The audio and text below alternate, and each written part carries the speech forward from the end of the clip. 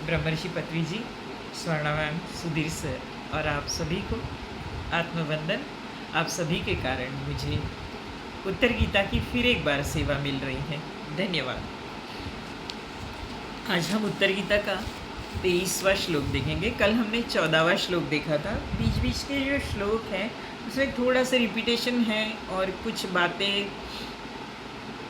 हमारी समझ के भी बाहर हैं। हमारे इससे जैसे नाद, स्वर, इसके बारे में बहुत गहराई में दिया है जो हमारे लिए वह नहीं है, इसीलिए वो छोड़े जा रहे हैं श्लोक, और जो हमारे लिए यूज़फुल है उसको लिया गया है, जैसे पत्री जी ने अपने भगवत गीता में किया है उसी प्रकार। तो आज हम 23वां श्लोक ले रहे हैं। ज्ञानामृतेन तृप्तस्य कृतकृत्यस्य योगिनः न चास्ति किंचित कर्तव्यम अस्ति चेत् न स तत्त्ववित्।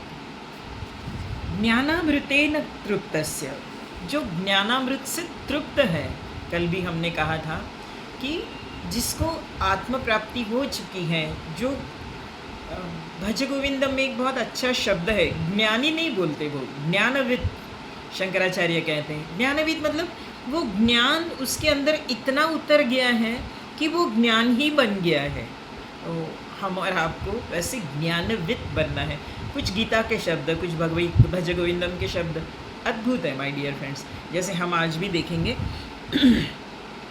14वें श्लोक में हमने त्रिशून्यम देखा था, जागृत, स्वप्न, सुषुप्ति, तीनों अवस्था में शून्य, प्रभा शून्यम, बुद्धि शून्यम, मनस शून्यम, ये सब हमने देखा कल। आज हम उसके आगे थोड़ा सा जाएंगे। कल हमने देखा था अध्यात्म विद्या की प्राप्ति और सत्संग, निष्काम भाव, ये 3-4 चीज़ें अगर हमारे, और बहुत दिनों तक इंद्रिय निग्रह तो मैं नहीं कहूँगी, क्योंकि भगवत गीता इंद्रिय निग्रह को नहीं एक्सेप्ट करती। भगवत गीता बोलती है भोगो मगर वीतराग, इतना भोगो कि उससे रस हट जाए। आप रसगुल्ला खा रहे, इतना खाओ कि बस पापा बाद में कभी रसगुल्ला नहीं, बाबा बहुत खा लिए, अब नहीं। तो वो चीज़ जब अंदर आती है ना, फिर आप उस रस के पीछे, वैसे इंद्रियों को भोगो मगर उसमें रस न रहे, इसको कहते हैं वीतराग। ये हमारा भगवत गीता का शब्द है। भगवत गीता के कुछ शब्द अद्भुत है माय डियर फ्रेंड्स। स्थित प्रज्ञस्य का भाषा, स्थित प्रज्ञ कौन है, क्या है स्थित प्रज्ञ, वीतरागता क्या है, गत कामा नाम उत्तर गीता का शब्द है, जबरदस्त है। मतलब इस प्रकार ये कुछ शब्द हमको दिमाग में रखना है माय डियर फ्रेंड्स। निष्काम, निष्कामता, निर्मोहत्वम, निष्कामत्वम, ये सब 3-4 शब्द हमेशा याद रखने। जब हम किसी के साथ हैं जिसके प्रति हमारा मोह है मगर वो प्रॉपरली रिस्पॉन्ड नहीं हो रहा है, हमारे मन पर उसका असर हो रहा है, तुरंत हम अपने आप को समझाएं, भगवद गीता, मैं गीता का रीडर हूँ, निर्मोहत्व, मुझ में निर्मोहत्व आना चाहिए। उसका मोह है, उसकी बात अलग है। मैं निर्मोहत्वम, निस्संगत्वम, अध्यात्म चित्त्या विनिवृत्त कामम, विनिवृत्त कामम, निवृत्त कामम, कामना निवृत्त हो, तभी मैं अध्यात्म चित्त कहला सकता हूँ। ये धीरे धीरे भगवद गीता के कुछ शब्द हमको दिमाग में रखने हैं माय डियर फ्रेंड्स। अपने आप गीता 100% उतरती रहेगी। हम एक बार गीता का फिर से एक बार, क्योंकि आप लोगों को अभी गीता में ज़्यादा इंटरेस्ट आने लगा है, तो पूरी तरह से गीता का हम एक बार सत्संग शुरू करेंगे, सत्संग से भी डिस्कशन शुरू करेंगे, तो और ज़्यादा अच्छे से गीता समझ में आएगी। क्योंकि शुरू में हमने जब गीता शुरू की थी तब जस्ट इंट्रोडक्टरी थे आप, मेरा तो वैसे नहीं था मगर आप लोगों का था, तो वो थोड़े बहुत समझ पा रहे थे। मगर अगर अभी हम वही चीज़ करेंगे ना तो आपके अंदर बहुत अच्छे से उतरेगी। और मैं वही चाहती हूँ कि हम जितने भी गीता के पाठक हैं यहाँ पे जो पढ़ रहे हैं गीता, उनके अंदर पूरी तरह से गीता उतरनी चाहिए, तभी हम कहेंगे कि हाँ मैं गीता पढ़ रहा हूँ। केवल गीता पढ़ना, केवल उसके श्लोकों के अर्थ, अभी क्योंकि हम लेवल 1 से लेवल 2 पे आ गए हैं। जैसे हम बोलते हैं ना कि जो भक्त हैं वो लेवल 1 में रहते हैं, प्राइमरी स्कूल के हैं, अभी हम ध्यानी हो गए हैं तो हम मिडिल स्कूल में आ गए हैं। वैसे ही अभी हम गीता जो पढ़ रहे हैं, पहले शुरू में हमने पत्री जी की भगवत गीता के ओनली 105 107 श्लोकास किए थे, मगर अब हम इतने तैयार हो गए हैं कि हम पूरी गीता पढ़ पा रहे हैं। तो उस गीता के साथ हमको रहना पड़ेगा, गीता को अंदर लाने से। माय डियर फ्रेंड्स, बाकी ग्रंथ अद्भुत है, सनातन धर्म अद्भुत है। हमारा हिंदू कोई क्रिटिसाइज़ करता है ना इसके बारे में, तो थोड़ा सा लगता है कि यार पता क्या है तुमको कि तुम क्रिटिसाइज़ कर रहे हो, मगर भगवत गीता जो है ना वो जीवन में उपयोगी है, इसीलिए वो हमारे जीवन में आना ज़रूरी है। बाकी वैराग्य बहुत नहीं चलेगा, हम संसारी लोग हैं, ज़्यादा वैराग्य आने से बड़ी गड़बड़ हो सकती है, मगर संसार में भोगते हुए मोक्ष प्राप्ति कैसे करनी है, ये जीवन का मैनुअल हमें गीता सिखाती है। इसीलिए गीता ज़रूरी है। हमने कल देखा था कि अध्यात्म विद्या की प्राप्ति या बहुत देर तक हम, बहुत सालों तक हम अपने विषयों के प्रति सतर्क रहें। मैं ये नहीं कहूँगी कि निग्रहता इंद्रिय निग्रह करें, हम इंद्रियों के प्रति सतर्क रहें।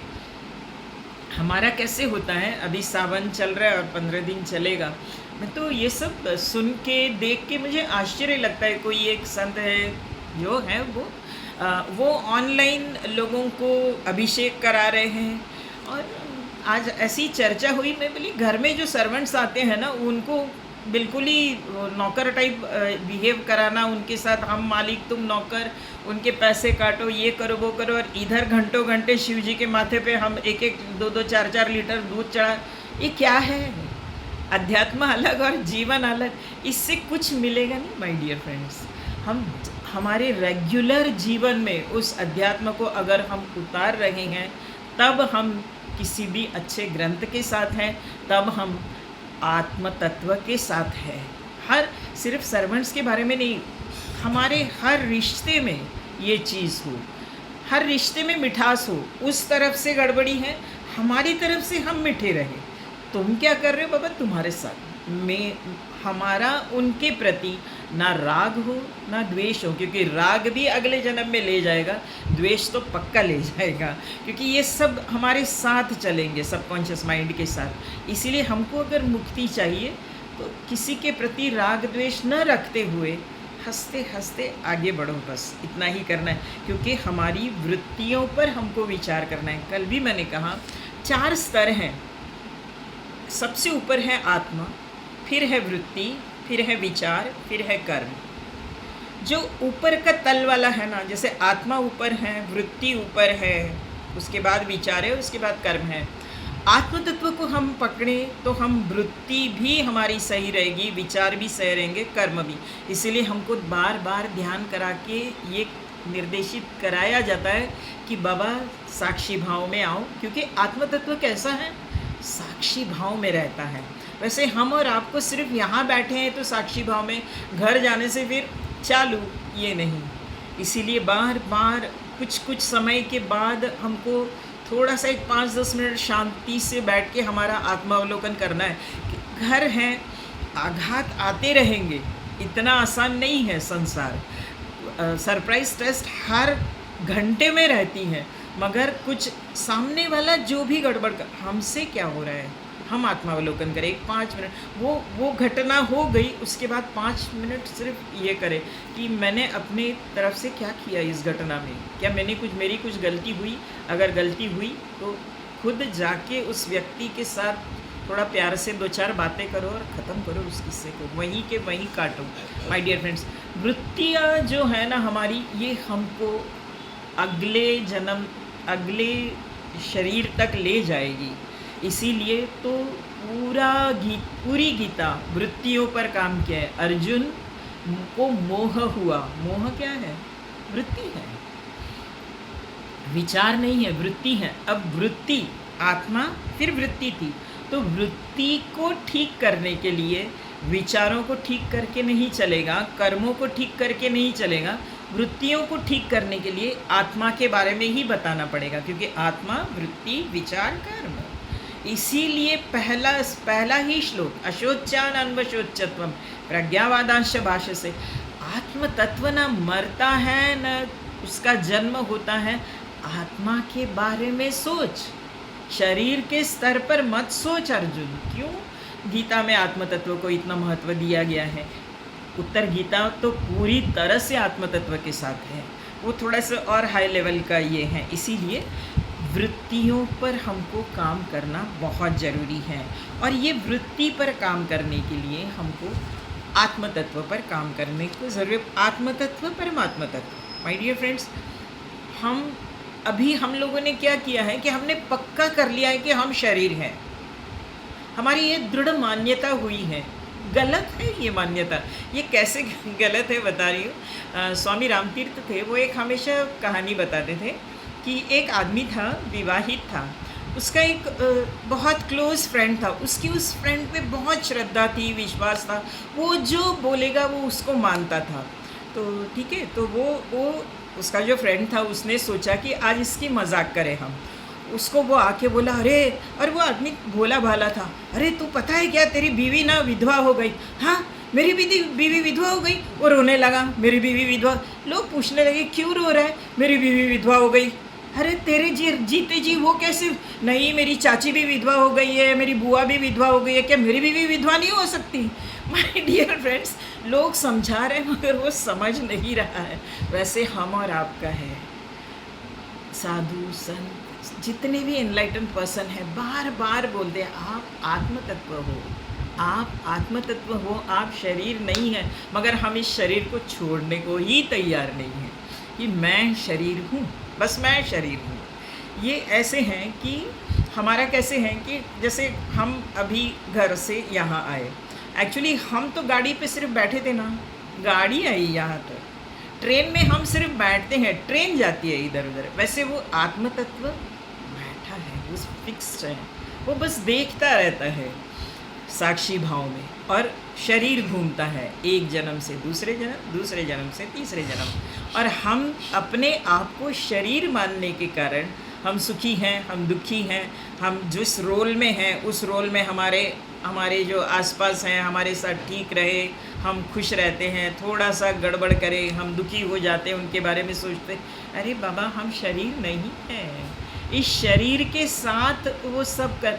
मैम भी बहुत बार समझाती है, बहुत बार ऐसे, मैम कैसे करें समझ में, मैडम आप शरीर नहीं हो बाबा, ये तो फिक्स करो एक बार दिमाग में पक्का। हाँ मैडम भूल गए। मतलब हमेशा इसको याद रखना है। हमेशा इसको याद रखने के लिए कुछ एग्जाम्पल्स अपने दिमाग में रखो कि जैसे एक कागज़ है ना, कागज़ पर रेलगाड़ी का भी चित्र है, इंसान का भी चित्र है, मूर्ति का, भगवान का भी चित्र है, हो सकता है हमारी भी फ़ोटो हो। ये सब इकट्ठा है, मगर अधिष्ठान क्या है, किसके ऊपर है? कागज़ के ऊपर है। वो कागज़ अगर नहीं रहता तो ये सब चित्र भी नहीं रहते ना। वैसे वो आत्म तत्व आत्मसत्ता है, उसकी अधिष्ठान है, परमात्म तत्व का अधिष्ठान है, उसी से सब बना है, उसी के कारण हम सब हैं। ये एक बार नहीं, बार बार अपने को समझाओ। सिनेमा का जो पर्दा रहता है वाइट कलर का, वो पर्दा अगर न रहे तो आप हीरो हीरोइन विलियन, उनका सुख दुख, बारिश, फ्लड, जो कुछ वो दिखाते हैं वो नहीं देख पाएंगे। वो सब देखने के लिए पर्दे का अधिष्ठान ज़रूरी है। वैसे हम आप जितने भी लोग हैं, सब जो जी रहे हैं वो सब परमात्म तत्व उनमें हैं, आत्म तत्व कहते हैं हम। और उस आत्मा में उसकी छवि है। यो माम पश्यति सर्वत्रम सर्वत्रम च मयि पश्यति, गीता कहती है मुझ में सबको देखते हैं और सब में मुझको देखते हैं, वही ज्ञानी है। हम और आप धीरे धीरे मिरर इमेज, मैम बार बार एग्जांपल्स देती रहती है, मिरर रिफ्लेक्शंस हमारे ही रिफ्लेक्शंस हैं जो हमारे सामने हैं। तो इस प्रकार बार बार इस मन को समझाना पड़ेगा कि आत्म तत्व परमात्म तत्व ही सब है, मैं नहीं हूँ। जहाँ मैं आया वहाँ अहंकार आया, जहाँ अहंकार आया हम आत्म तत्व से दूर हो गए। ये रस्सी के दो छोर है, एक अहंकार, दूसरा आत्म तत्व। जितना हम आत्म तत्व के पास जाएंगे अहंकार से दूर जाएंगे, जितने हम अहंकार के पास हैं हम आत्म तत्व से दूर हैं। उस परमात्मा तत्व से मुझे बोला, मुझे ये किया, इसका मतलब हम अहंकार में हैं। हम सब वननेस में जब विचार करते हैं तब हम परमात्मा तत्व के साथ है। माय डियर फ्रेंड्स, हमेशा इस चीज़ को बार बार याद करना है कि जो कुछ हो रहा है अस्तित्व कर रहा है। मेरे कर्म है प्रारब्ध कर्म, मगर अस्तित्व उसका न्याय दिला रहा है। अगर हमारे जो प्रारब्ध जो गलत कर्म हैं एक साथ हमको दे दिया जाए ना तो जी नहीं पाएंगे हम। वो किश्तों में दे रहा है हमको, वो भी अगर एक आध। उस दिन मैंने मैम से ये भी पूछा कि मैम ठीक है आप बोलते हो पिरामिड बनाए या एक सद्गुरु मिल गया, क्या होता है हमारा? अभी तक के कर्म ठीक है, जो कुछ संचित कर्म है, मगर अभी तो हमारा जीवन बदल गया ना एनलाइटन पर्सन मिलने के बाद, पिरामिड बनाने के बाद। मगर पिरामिड बनाने के बाद भी अगर हम सही रास्ते से जाए तो हो सकता है आपके पूरे कर्म निकल सकते हैं, मोक्ष प्राप्ति हो सकती है। मगर इसके साथ साथ हमको अवेयर भी रहना है। हमको एनलाइटन पर्सन के साथ, माय डियर फ्रेंड्स, संत संग, सत्संग दी बेस्ट सोल्यूशन है जीवन में मुक्ति दिलाने का। इससे क्योंकि हर समय हम बहुत करते हैं लोग, मैम जैसे लोग 3-3 महीना ध्यान करते हैं कंटिन्यूस, मगर हम इतने प्रिपेयर्ड नहीं हैं। तो हम क्या करें? संत संग मतलब कि कोई एक बोले और आप सुने, ये नहीं। आप ग्रंथों के साथ रह रहे हैं, आप पुस्तकों के, अच्छी पुस्तकों के साथ रह रहे हैं, ये भी संत संग है। तो हमेशा हम ये कर पाएँ, अच्छी बात है। ध्यान कर पाए 8 घंटा, 10 घंटा, 15 घंटा, 20, बहुत अच्छी बात है। मगर हमारी आत्मा की, मेरी तो नहीं है, इतनी तैयारी नहीं है कि हम 15-15 घंटा बैठ पाए। इसीलिए धीरे धीरे धीरे बढ़ा रही हूँ कि बाबा 3-4 घंटा कम से कम बैठ पाए। इतना तो 4, पहले 1 घंटे में ही लगता था कब ख़त्म हो, अभी कम से कम 4 तक बैठ पा रहे। धीरे धीरे बढ़ा सकते हैं और उस लेवल, मगर तब तक माय डियर फ्रेंड्स, और ये तभी होगा जब हम आत्म तत्व को पहचान पाए। स्वामी जी का एक, विवेकानंद स्वामी का एक सेंटेंस है, मगर वो सेंटेंस जो है ना वो लगता है बहुत आसान, मगर उसमें बहुत गहराई है। वो बोलते हैं, यू आर नियरली गॉड, आप ब्रह्म हो, just know yourself to be the soul. आप सिर्फ ये जान लो कि मैं आत्मा हूँ तो आप ब्रह्म बन गए। माय डियर फ्रेंड्स, मगर हम आत्मा हूँ ये जानना, सिर्फ जानना काफ़ी नहीं है। आत्म तत्व क्या है? आत्म तत्व साक्षी भाव में रहता है। क्या हम 24 घंटा साक्षी भाव में रह पा रहे? बोलना बहुत आसान है, अहम ब्रह्मास्मि, अहम ब्रह्मास्मि। सच में अगर आप ब्रह्मास्मि होने के लिए, माय डियर फ्रेंड्स, लोगों ने अपने कई जीवन बिताए हैं ध्यान में, स्वाध्याय में, सत्संग में, तब वो उस लेवल पे आए। हम और आप हो सकते हैं, मगर उसके लिए करना भी पड़ेगा, साधन करना पड़ेगा, स्वाध्याय करना पड़ेगा, सत्संग करना पड़ेगा। तब हम दृढ़ विचार हो कि मैं आत्म तत्व हूँ। जहाँ आत्म तत्व हो गए वहाँ परमात्मा तत्व आप बन गए, ब्रह्म आप बन गए। मगर केवल तोते जैसे बोलने से नहीं होगा अहम ब्रह्मास्मि, अहम ब्रह्मास्मि, क्योंकि ब्रह्म साक्षी भाव में रहता है। ब्रह्म कैसे है? एक तो वो साक्षी भाव में रहता है, दूसरा ब्रह्म असीम है। हम कितने सीमित हैं हम जानते हैं। हम कुछ करना है तो नहीं यार मैं ये नहीं कर सकती, ये मेरे से नहीं होगा, ये हम सीमित है, वो असीम है। तो हम असीम हो गए हैं? नहीं हुए। जब तक हम असीम नहीं हुए हैं तब तक अहम ब्रह्मास्मि कहो, कहना बहुत अच्छी बात है, मगर ये अंदर तक नहीं गया है। वो कैसा है? हमने देखा है, वो अजन्मा है। हमारी जन्म है, हमारी मृत्यु है, हम अजन्मा हैं। कम से कम हम जन्म मृत्यु ये हमारे दिमाग में 100% हो कि ये मृत्यु मेरी नहीं है, मैं आत्म तत्व हूँ। तो किसी की भी मृत्यु होने से, बिल्कुल हमारे घर में किसी की मृत्यु होने से हमें थोड़ा भी दुख नहीं होगा, क्योंकि आत्मा है। ये भी आत्मा है, मैं भी आत्मा हूँ और हम आत्मा। माय डियर फ्रेंड्स, ये हो रहा है। अगर ये नहीं हो रहा है तो हम अभी तक आत्म तत्व में नहीं हैं। हमको और ध्यान करना पड़ेगा, और स्वाध्याय करना पड़ेगा, और सत्संग करना पड़ेगा, तभी हो सकता है। आत्मा के गुण हम सब जानते हैं, हमने भगवत गीता में देखा है, असीम है, अनंत है, अजन्मा है, सनातन है, हमेशा नया है वो। और हमारा क्या है, कल बचपन में बड़े सुंदर लगते थे, जवानी में भी अच्छे थे, मगर आज वृद्धत्व में क्या है हमारा, हम और आप सब जानते हैं। तो हम आत्म तत्व में हैं अभी तक हम, और हमको हमारे ऊपर उसका असर हो रहा है। ठीक है, ये शरीर धर्म है, मगर हमारे ऊपर उसका असर नहीं हो रहा है, तब हम आत्म तत्व में हैं कि ठीक है ये शरीर है, ये तो बूढ़ा होना ही है, मगर हमारे ऊपर वो असर, अरे यार नहीं, मुझे ना ये है, मुझे ना वो है, इसका मतलब हम अभी भी शरीर के तत्व इस पर है, शरीर के स्तर पर है। इसीलिए हम अभी तक अहम ब्रह्मास्मि केवल बोल के नहीं होगा। एक तोता रहता है ना, वो जैसे वो पारदी जाल डालता है तो वो बोलता है फंसना नहीं है, फंसना नहीं है, और वो जाल में फंस जाता है। वो केवल बोल बोल के नहीं होगा, उसको हमें प्रैक्टिकली करना पड़ेगा मतलब ज्ञान से। ज्ञान भी दो प्रकार का है माय डियर फ्रेंड्स, परोक्ष ज्ञान और अपरोक्ष ज्ञान। परोक्ष ज्ञान मतलब जो है, जैसे मैंने कुछ ये चीज़ उठाई तो ये परोक्ष, आप बोलोगे मैम के हाथ में पेपर है, ये परोक्ष ज्ञान है, आपने देखा है, आपने बोला है। अपरोक्ष ज्ञान मैंने अंदर ही अंदर मैं कहूँ कि मुझे ज्ञान है, मैं बोल रही हूँ ज़रूर, मगर क्या मेरे अंदर उतरा है ये चीज़, तो वो अपरोक्ष ज्ञान नहीं हुआ। क्योंकि अपरोक्ष ज्ञान जो है ना, वो आपके जीवन में दिख जाता है। अगर आपके जीवन में वो दिख रहा है तो आप ज्ञानी हो, वो अपरोक्ष ज्ञान है।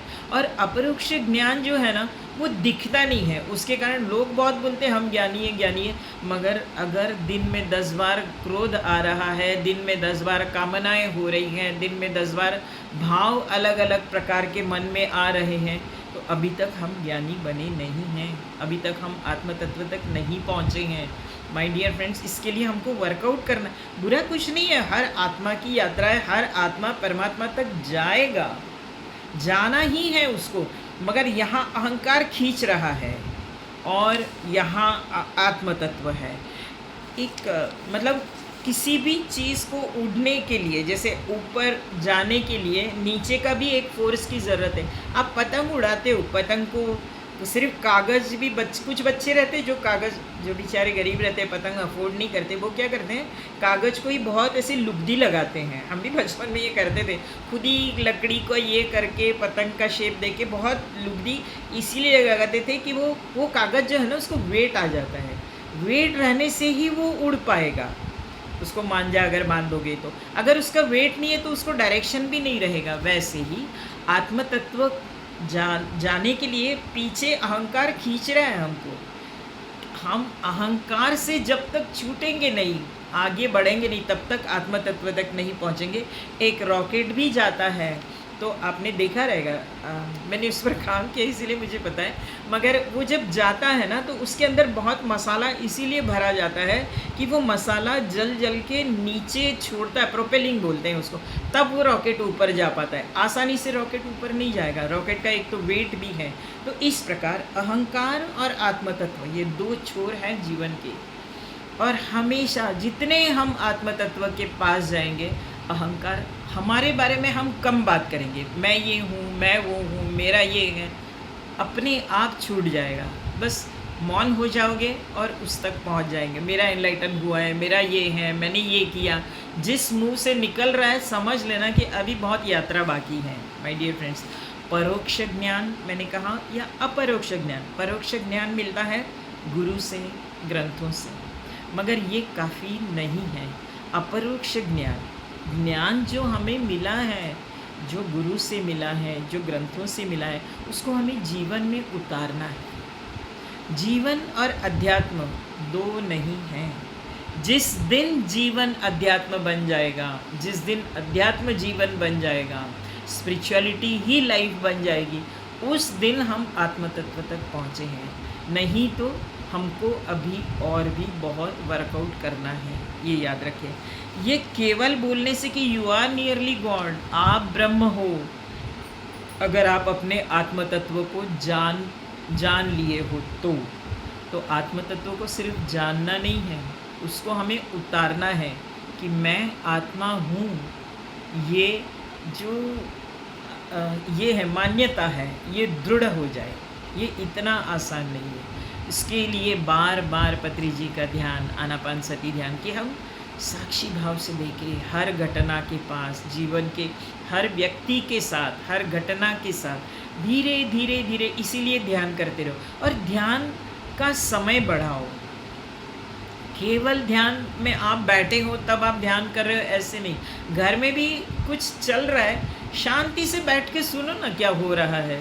बोलने की ज़रूरत नहीं है, आप साक्षी भाव में हो तभी आप शांति से बैठ के सुन सकते हो। कोई भी किसी से आपसे भी बात कर रहा है, पूरी तरह से सुन लो और फिर साक्षी भाव में रहने से आप रिस्पॉन्ड करोगे धीरे से। हाँ यार, ये हाँ सही बोल रहे हो। और सामने वाले को दो, थोड़ा सम्मान दो, सब दो। मैंने ये सब कि अभी जब से मैं ध्यान में आई हूँ तब से मेरे लाइफ में भी ये शुरू हुआ है, नहीं तो पहले उसके कारण घर में टसल बहुत थी। जब से ध्यान में आए धीरे धीरे, हाँ सब सुन लो, हाँ नहीं सही, बिल्कुल बिल्कुल सही है, हो सकता है मेरी गलती हो सकती है, ये एक्सेप्ट करो। हमारा अभी वो हमारी गलती नहीं भी है, मगर सामने वाला फायर करना शुरू कर दिया, हाँ सब सुन लो, हाँ हो सकता है बाबा, मुझे मेरा आत्मावलोकन करके देखना पड़ेगा कि सच में ये ऐसा है। अगर नहीं है तो ये उस व्यक्ति की दृष्टि है, ऐसा नहीं है, और आगे बढ़, मगर बिल्कुल सच्चे दिल से आत्मावलोकन करना है। माय डियर फ्रेंड्स, हम बॉडी चेकअप हर साल करते हैं। बोला जाता है कि आफ्टर 50 और 60 every year full body checkup होना चाहिए। What about mind? हम अपने मन का चेकअप करें, हम बुद्धि का चेकअप करें, और उसका एक ही इलाज है आत्मावलोकन। तभी हम उस आत्म तत्व तक पहुंच सकते हैं। और एक बार उस आत्म तत्व तक पहुँचे ना, तब हमारी उत्तर गीता कहते हैं ज्ञानामृतेन तृप्तस्य कृतकृत्यस्य योगिना। वो आत्म तत्व जब पहुंच जाता है, अहम ब्रह्मास्मि, इस तत्व अंदर उतरता है, फिर उसको करने लायक कुछ नहीं रहता। कर्तव्य कर्म उसके समाप्त हो जाते हैं, वो जो करता है वो कर्तव्य बन जाते हैं। भरत जी के बारे में रामायण के ऐसे कहा जाता था कि भरत जी 14 साल, राम जी जब वनवास में गए तो भरत जी अयोध्या में नहीं रहे, नंदीग्राम करके एक गांव है वहाँ रहे, ज़मीन के नीचे रहते थे गड्ढा करके, और जो गोबर में से जो कण है, अन्न कण, उतना ही खाते थे। और उन्होंने ये किया था कि जब तक राम वापस अयोध्या नहीं आएंगे मैं नहीं चाहूँगा अयोध्या। इसीलिए जब राम वापस आ रहे थे तब उन्होंने हनुमान जी को भेजा कि भरत को बताना कि मैं आ रहा हूँ। तब भरत इससे बाहर, क्योंकि और राम वनवास के कारण, युद्ध के ये सब के कारण दुबले हो गए थे, भरत वैराग्य के कारण दुबले हो गए थे। जब इसीलिए जब राम जी वापस आए अयोध्या में, तब राम और भरत का मिलाप हुआ, तो राम कौन भरत कौन समझ में ही नहीं आ रहा था लोगों को। इतने आत्म तत्व परमात्म तत्व से एक हो गए थे। ये है परमात्म तत्व, कि हमेशा उसके साथ रहना, हर क्षण उसके साथ। केवल हमारा क्या होता है, हम शरीर के बारे में बहुत ज़्यादा सोचते हैं, इतना बच गया अब मुझे ये करना है, उतना बच गया अब मुझे ये करना है। बाबा छोड़ो इसको ना, ठीक है शरीर ये करेगा, मगर उसको हम जितना खाद देते रहेंगे ना, वो उतना मांगेगा। अभी इतना बजाय मुझे ये करना ही चाहिए, हम अगर ये करें तो वो उस समय तुमको उठाएगा। आज उसको मन को बोलना है कि चुप रहे, आज आधा घंटा नहीं गया क्या फ़र्क पड़ेगा, मर तो नहीं जाए, मरे तो मरे, फिर आऊँगा वापस। मरने का डर तो भगवत गीता के साथ जो रह रहे उसको है ही नहीं। तो माय डियर फ्रेंड्स, इस प्रकार हम अपने आप को समझाए कि मैं शरीर नहीं, मैं आत्म तत्व हूँ। और छोटी सी एक कहानी बता के मैं ख़त्म करूँ। श्रीमद् भागवत में आत्मावलोकन पे बहुत अच्छी कहानी है। एक वो जो 24 दत्तात्रेय के 24 गुरु, उन्होंने पंछी को भी गुरु बनाया था, अजगर को भी गुरु बनाया था, एक वेश्या को उन्होंने गुरु बनाया था। पिंगला नाम की वेश्या थी, और वेश्या थी तो उसका व्यवसाय ही ये था कि धनी लोगों को एंटरटेन करना रोज़। एक दिन ऐसा वो बहुत सुंदर थी, आते थे लोग उसके पास, और एक दिन ऐसा हुआ कि उसके पास कोई नहीं आया। वो राह देखती रही, राह देखते देखते उसको ऐसे लगा कि इतने धनी लोग मेरे पास आते हैं, क्या वो धन उनको सुख नहीं दे रहा है, धन उनको शांति नहीं दे रहा है? इनके पास धन रहते हुए, सब कुछ रहते हुए मेरे पास आ रहे हैं, इसका मतलब क्या हुआ? मेरे पास सुख है, मेरे पास शांति है, तो मैं बाहर क्यों ढूंढ रही हूँ सुख और शांति को? उसी समय वो उस दिन आँख बंद करके परमात्मा का स्मरण करने लगी, और उसको समझ में आया कि अरे, सुख शांति तो मेरे अंदर ही है, मैं क्यों बाहर ढूंढ रही थी उसको। और फिर जब वो उठ गई, बाहर जागृत हो गई, तब उसने देखा कि 2-3 धनी लोग उसके इसमें बैठे थे। तब उसने बस इतना ही कहा कि वो पिंगला तो मर चुकी है अभी, अब ये जो पिंगला है ना, इसकी सुख शांति धन नहीं है, धनी लोग नहीं है, इसकी सुख शांति इसके अंदर है। ये उसने जो पाया वो केवल आत्मावलोकन से पाया। हम और आपकी इंद्रियां बाहर दौड़ती भागती रहती हैं, हम और आपको भी इन इंद्रियों को समेट कर धीरे धीरे, कछुआ जैसे करता है, हमारे भगवद गीता में उदाहरण दिया हुआ है कछुए का, सेकंड स्थित प्रज्ञ के इसमें कूर्मांग करके उसका जो उदाहरण दिया गया है, उसमें जैसे कछुआ धीरे धीरे इंद्रियों को समेटता है ना, बाहर खतरा ये देख के, वैसे ही जहाँ बाहर खतरा दिखे अपनी इंद्रियों को समेटो, उस मन को, उन इंद्रियों को खाद मत दो। वो जो बोल रहे उसको सुनना नहीं। आज हम जब घर जा रहे हैं, घर में कुछ है नहीं, आइसक्रीम ख़त्म हो गया, आइसक्रीम की शॉप लगी, मैं उसको खरीदूँ, नहीं, आज नहीं खरीदना है, मन बोल रहा है ना आज आइसक्रीम नहीं खरीदना है, दैट्स ऑल। ये होना चाहिए। धीरे धीरे फिर वो मन बोलना ही बंद करेगा कि नहीं, ये तो मेरे सुना ही नहीं जा रहा है। धीरे धीरे इस प्रकार निग्रह करना पड़ेगा माय डियर फ्रेंड्स, तभी हम उस शरीर तत्व से आत्म तत्व तक आएंगे, और फिर एक बार ज्ञानी होने से हम जो करेंगे वही कर्तव्य हो जाएगा। फिर हमको कुछ ज़्यादा देखने की फिर तो एक्चुअली शरीर को आदत हो जाएगी ना, हमको लोकांत पसंद नहीं आएगा, हम अपने आप एकांत में जितना हो सके रहने लगेंगे, हम ज़्यादा से ज़्यादा स्वाध्याय करने लगेंगे, हम ज़्यादा से ज़्यादा सत्संग, हम लौकिक विषयों में के बारे में बात ही नहीं करेंगे। जहाँ लौकिक विषय हो रहे हैं हम उससे, हमारा इंटरेस्ट उससे निकल ही जाएगा। धीरे धीरे वो अपने आप होगा। ये कब होगा? ज्ञान पाने से। ये कब होगा? धीरे धीरे हम आत्म तत्व के पास जाने से। ये कब होगा? हम अहंकार से दूर जाने से। तो माय डियर फ्रेंड्स, हम सोमवार को अब मिलेंगे, क्योंकि कल मैम की लेक्चर है, फ्राइडे सैटरडे संगीत की क्लास रहेगी, संडे हम सब राजनांदगांव जा रहे हैं, तो हम फिर एक बार सोमवार को उत्तर गीता के साथ बैठेंगे। धन्यवाद, आप सभी का धन्यवाद मुझे सेवा देने के लिए।